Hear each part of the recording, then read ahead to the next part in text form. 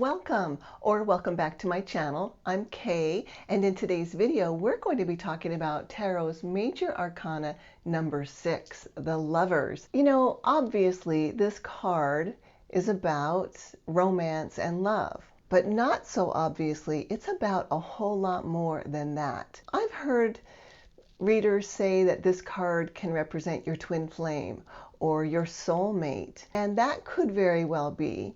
But you know, when you really delve into this card, there are so many deeper meanings than simply romance or love. Not that that's not a real big deal, but let's kind of delve into this card. It's ruled by the planet Mercury and has to do with communication. The zodiac sign that is represented by this card is Gemini. The twins, duality, opposites. So here in the image you see a naked man and a naked woman, other than I colored them for YouTube. But here the representation is not so much man and woman, but the energy of the divine masculine and the sacred feminine. So we have those two energies here. And that's what this card represents. And the meaning of the card is to try to balance that masculine energy, that's outward movement, that's structure building and enforcing laws and rules, balancing that with the feminine energy that is more of an inward, intuitive energy that is the nurturer rather than the builder. So this card is all about bringing into harmony our masculine energy and our feminine energies.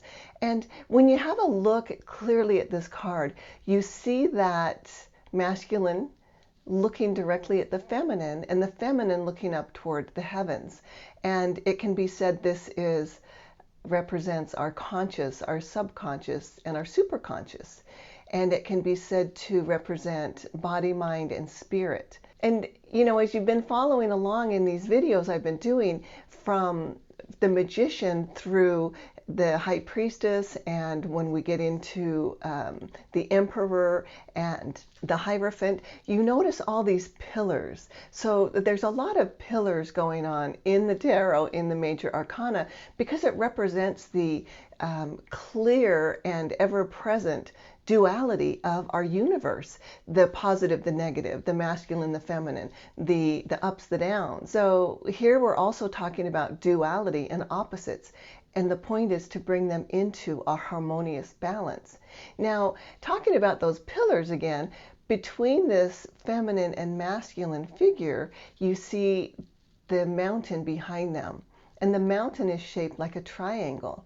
And again, that triangle, 3 points, can make us think of the spiritual triangle, the body, mind, and the soul, or body, mind, and spirit. Now, behind the feminine figure here, you see a tree, and yeah, that nods to the story of Adam and Eve.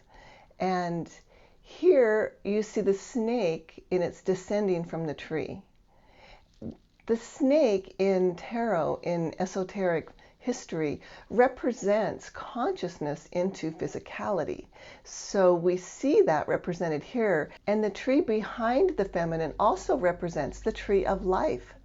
Now, when you look at the masculine and you see the tree behind the masculine, this tree has flames on it. They're 12. That represents the 12 signs of the zodiac. So we're overlaying the tree of life and astrology with this card, with tarot, which is very common in tarot. Now, when you see above the lovers here, we see an angel. And this is Archangel Raphael. And he rules over relationships and love. You see the beautiful red wings representing Earth chakra being grounded here in the world. The yellow over the head of the angel represents the solar plexus chakra, which is how we humans move ourselves forward in the world and our physicality.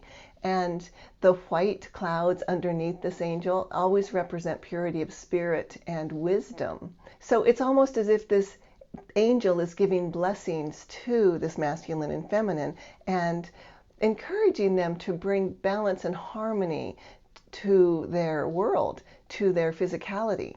The figures have their arms open as if they're ready to receive the blessings. The angel has his arms open, giving the blessings. So it also speaks about give and take and having the balance of receiving your good and also sharing your good. What else do you see about this card? I'd love to hear in the comments any other suggestions you might have that can help me expand my knowledge of this beautiful Lovers card.